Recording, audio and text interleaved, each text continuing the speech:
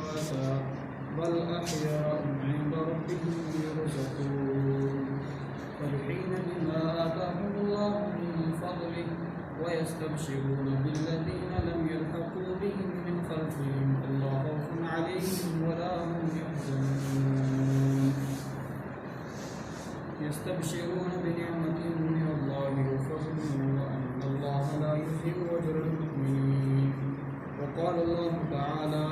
ولا تقولوا لمن يقتل في سبيل الله أموات بل أحياء ولكن لا تشعرون وعن البراء بن عازب رضي الله تعالى عنه قال رأيت رسول الله صلى الله عليه وسلم والحسن بن علي على عاتقه يقول اللهم إني أحبه فأحبه.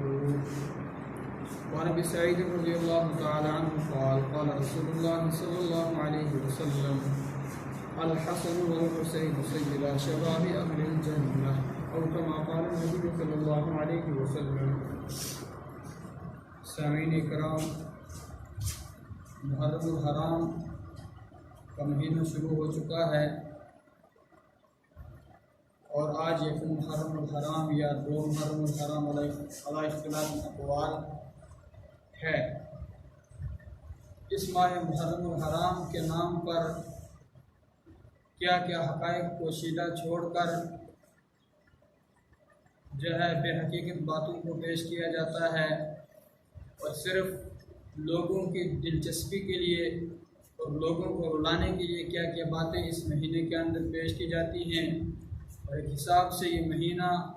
مقررین کا، مواعظین کا، بزنس کا مہینہ ہو جاتا ہے. جو حقیقی جو باتیں ہوتی ہیں ان کو جو ہے پردے کے پیچھے رکھ کر بالکل من گڑھ باتوں کو بیان کیا جاتا ہے. جس کی ایک چھوٹا سا لطیفہ آپ کو میں سناتے چلوں کہ کوئی ایک مولوی صاحب تھے جن کو سرحد کے علاقے میں کربلا کے اوپر بیان کرنے کے لیے بلایا گیا. تو انہوں نے ہر طرح کے حربے استعمال کیے، کبھی کوئی واقعہ استعمال کیا، کبھی کوئی واقعہ تاکہ لوگوں کے اوپر اثر ہو، لیکن لوگوں کے اوپر کسی قسم کا کوئی اثر نہیں ہوا. بلاخر وہ مولوی صاحب تنگ آئے اور انہوں نے سوچا کہ اب کون سا حربہ استعمال کروں جس سے یہ لوگ روئیں اور ان پر کچھ نہ کچھ اثر ہو. تو وہ دیہاتی لوگ تھے، تو ان مولوی صاحب نے ان کے سامنے یہ بھی بیان کیا کہ حضرت حسین رضی اللہ تعالیٰ عنہ کو شہید کیا گیا، آپ کے خیمے کو آگ لگا دی گئی، آپ کی عورتوں کو جو ہے ان کی بے حرمتی کی گئی، ان کی بے عزتی کی گئی، اور حضرت حسین رضی اللہ تعالیٰ عنہ کے حلقوم میں تیر کس طریقے سے پیوست ہوا، لیکن دیہاتی لوگوں کو کچھ اثر نہیں ہوا. بالآخر مولوی صاحب نے کہا کہ حد تو یہ کر دی کہ 3 دن تک ان لوگوں کے نسوار بھی بند کر دی گئی. اس پر جو نسوار کھانے والے تھے دیہاتی، وہ سارے کے سارے رو پڑے. اس سے پہلے اتنی باتیں بیان کی کسی پر کچھ اثر نہیں ہوا، لیکن دیہاتیوں کو اپنے کام کی بات جب عقل میں آئی کہ نسوار 1 گھنٹے کے لیے چھوٹ نہیں سکتی، پھر 3 دن تک ہم نے کیسے برداشت کیا ہوگا. تو ایسے بھی کچھ باتیں لوگوں کے سامنے بیان کی جاتی ہیں. اسی پر جو ہے ایک اور مثال دے کر آپ کو سمجھاتا ہوں کہ کوئی ایک آدمی گاؤں میں گیا تھا، اس نے بکری کا بچہ لیا تھا اور اس کو بغل میں رکھا اور وہ آ رہا تھا. سامنے جو ہے 3 آدمی اس کو ملے، انہوں نے یہ پروپیگنڈا کیا کہ کس طریقے سے اس سے یہ بکری کا بچہ چھین لیا جائے. تو انہوں نے یہ مشورہ کیا کہ ہم 3 جگہ پر علیحدہ کھڑے ہو جائیں اور ہر کوئی اس کو یہی کہے گا کہ تو یہ کتے کے بچہ لے کر کہاں جا رہا ہے، جس سے جو ہے اس کو یہ خود ہی محسوس ہو جائے اور خود ہی جو ہے اس پر اس بات کا اثر ہو جائے کہ یہ واقعی کتے کا بچہ ہوگا، بکری کا بچہ نہیں ہے. چنانچہ وہ 3 آدمی جو ہے الگ الگ جگہ پر کھڑے ہو گئے. ایک کے پاس سے گزرا تو اس نے کہا ارے یہ کتے کے بچہ لے کر آپ کہاں جا رہے ہو. اس کے دل میں تھوڑا سا یہ جو ہے احساس ہوا کہ شاید ہو سکتا ہے یہ کتے کا بچہ ہو، کیونکہ ایک عقل مند آدمی مجھ سے یہ کہہ رہا ہے. تو پھر جب دوسرے کے پاس سے گزرا تو اس نے بھی ایسے کہا، لیکن اس کے دل کے اندر اس کی جو بات تھی اس نے بہت اثر کیا اور اس کو یقین کے حد تک جو ہے اس کے دل میں یہ بات آ گئی کہ شاید یہ کتے کا بچہ ہی ہوگا. لیکن جب تیسرے آدمی کے پاس سے گزرا تو اس نے اس کو چھوڑ ہی دیا کہ جب یہ تین آدمی عقلمند یہ کہہ رہے ہیں کہ یہ کتے کا بچہ ہے، بکری کا بچہ نہیں ہے، تو میں ایک آدمی جو ہے ان کے سامنے بکری کا بچہ نہیں کہہ سکتا، تو چنانچہ اس نے بکری کے بچے کو کتے کا بچہ جو ہے سوچ کر اس نے چھوڑ دیا۔ بالکل یہی طریقہ، بالکل یہی حربہ جو ہے ماہ محرم الحرام اور اسی طریقے سے کربلا کے واقعے کے ساتھ بھی جو ہے کیا گیا۔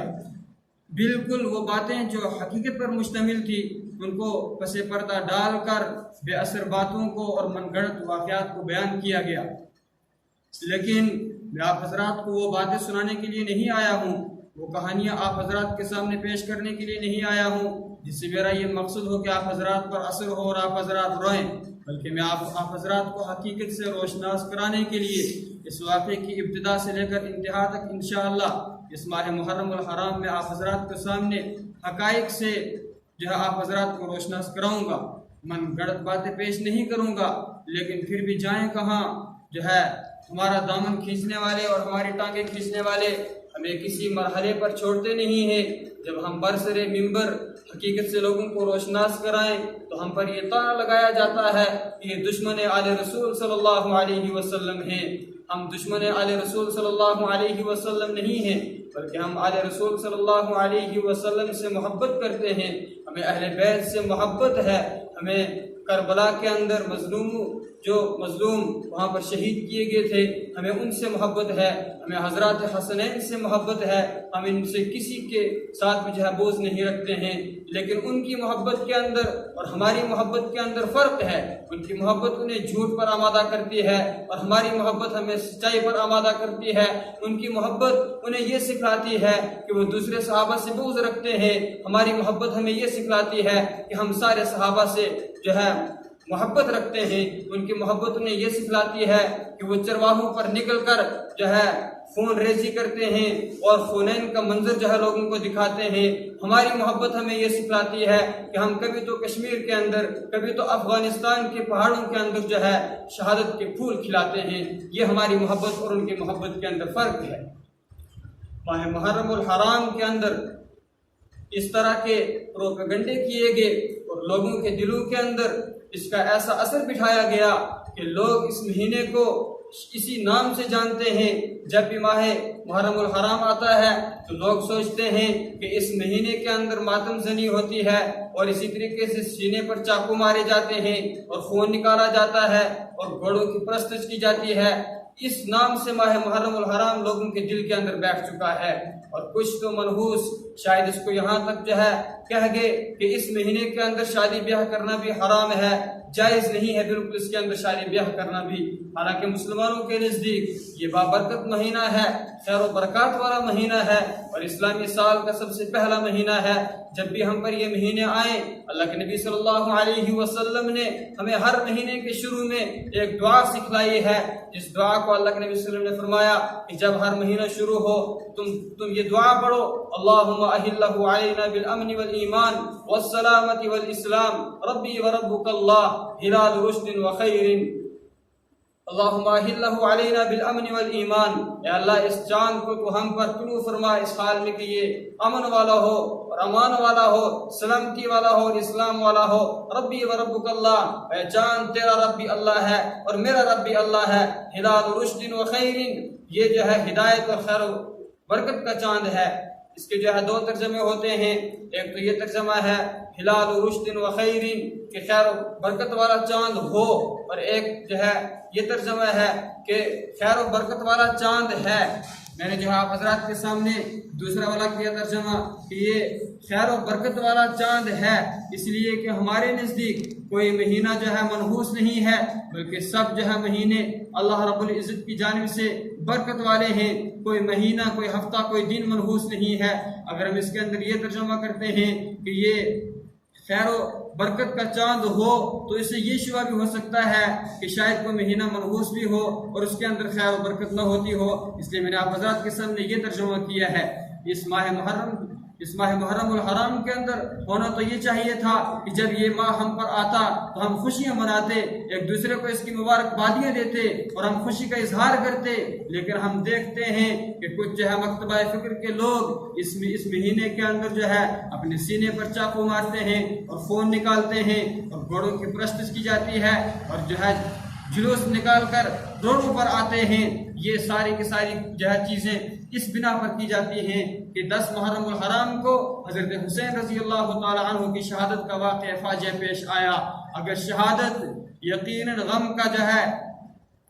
غم منانے کا ذریعہ ہوتی تو حضرت رسول اکرم صلی اللہ تعالی علیہ وسلم ہمیشہ یہ دعا کیا کرتے تھے، اللہم انی اسألک شہادتا فی سبیلک، اے اللہ میں تجھ سے تیرے راستے میں شہادت کا سوال کرتا ہوں کہ میں تیرے راستے میں شہید ہو جاؤں۔ اور ایک دوسری روایت کے اندر اللہ کے نبی صلی اللہ علیہ وسلم نے فرمایا، حضرت ابن عباس رضی اللہ تعالیٰ عنہ کی روایت ہے کہ میرا دل چاہتا ہے کہ میں اللہ کے راستے میں قربان ہو جاؤں، پھر زندہ کیا جاؤں، پھر قربان کیا جاؤں، پھر زندہ کیا جاؤں، پھر قربان کیا جاؤں۔ شہادت یہ تو بہت اونچی ایک عظمت والی چیز ہے، یہ کسی کسی کو نصیب ہوتی ہے۔ اگر واقعی یہ شہادت جو ہے غم و علم کا سبب ہوتی تو حضرت عمر فاروق رضی اللہ تعالی عنہ یہ دعا نہ کرتے، اللہم انی اسألک شہادتا فی سبیلک و موتا ببرد رسولک، اے اللہ میں تجھ سے تیرے راستے میں شہادت کا سوال کرتا ہوں اور تیرے رسول کے شہر میں موت کا سوال کرتا ہوں۔ اور اللہ رب العزت نے فرمایا، وَلَا تَقُولُوا لِمَنْ يُقْتَلُ فِي سَبِيلِ اللَّهِ أَمْوَاتٌ، اور تم ان لوگوں کو جو اللہ کے راستے میں شہید ہوتے ہیں ان کو مردہ نہ کہو، وہ زندہ ہیں، وَلَٰكِن لَا تَشْعُرُونَ، لیکن ان کی زندگی کا تم کو احساس نہیں ہے، ان کی زندگی کس طریقے کی ہے اس کو تم جان نہیں سکتے ہو، وَلَٰكِن لَا تَشْعُرُونَ، لیکن تم نہیں جانتے ہو کہ ان کی جو ہے زندگی کیسی ہے، وہ زندہ ہیں، وہ مردہ نہیں ہیں۔ آج سے پہلے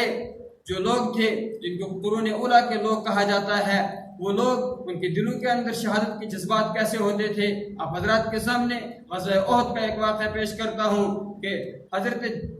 جبار بن سلمہ جو ابھی تک جو ہے مسلمان نہیں ہوئے تھے، انہوں نے ایک مسلمان صحابی حضرت حرام بن ملحان رضی اللہ تعالی عنہ کو تیر مارا، اور جب وہ شہید کہ ابھی وہ جو ہے اس کے درجے پر فائز نہیں ہوئے تھے، ابھی اپنے آخری سانس لے رہے تھے کہ ان کی زبان سے یہ نکلا، فزت ورب الکعبہ، فزت ورب الکعبہ، رب کعبہ کے قسم میں کامیاب ہو گیا، رب کعبہ کے قسم میں کامیاب ہو گیا۔ اس پر حضرت جبار بن سلمہ نے کہا کہ ارے یہ کیا کہہ رہا ہے، میں نے تو اس کی جان نکال دی ہے، میں نے تو اس کی بیوی کو بیوہ کیا ہے، میں نے اس کے بچوں کو یتیم کیا ہے، اور یہ کہہ رہا ہے فزت ورب الکعبہ، فزت ورب الکعبہ، رب کعبہ کے قسم میں کامیاب ہو گیا۔ جب دوسرے مسلمانوں سے حضرت جبار نے پوچھا تو دوسرے لوگوں نے کہا کہ وہ درجہ ہے کہ جس کے لیے مسلمان ہمیشہ دعائیں کرتے ہیں کہ اللہ ہمیں یہ کامیابی عطا فرما اور اس کامیابی سے ہم سب کا ہمکنار فرما۔ تو اس کے بعد حضرت جبار بن سلمہ نے کہا کہ رب کعبہ کی قسم میرا دل بھی چاہتا ہے کہ میں بھی اس کامیابی کو حاصل کروں اور مجھے اس کا راستہ